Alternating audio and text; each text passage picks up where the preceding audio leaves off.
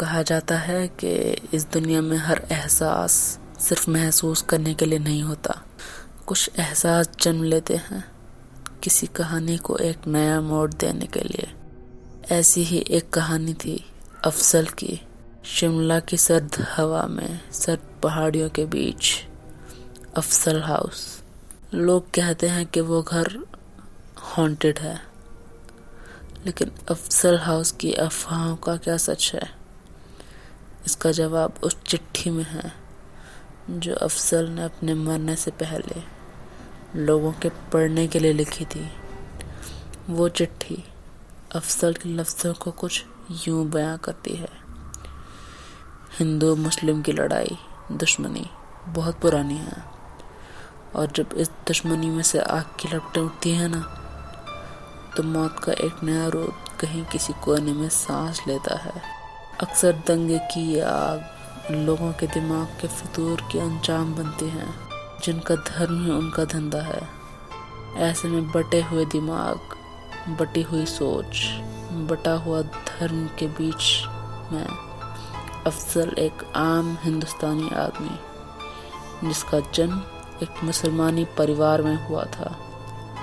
آگ کی ان لپٹوں کو چھونے سے بھی ڈرتا تھا میں۔ تو کیا ہو اگر ایسے ہی کسی انسان کو آگ میں جھونک دیا جائے؟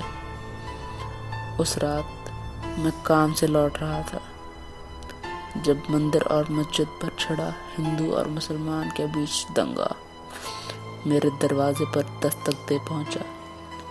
کچھ ہندوستانیوں نے افضل کو زندہ جلا دیا۔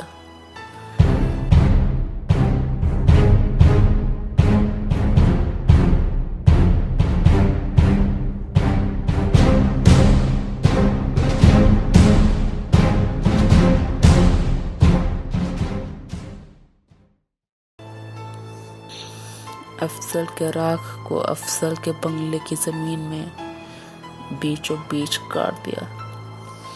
کہا جاتا ہے کہ اس دن سے اس بھومی کو شاپت بھومی کہا جاتا ہے۔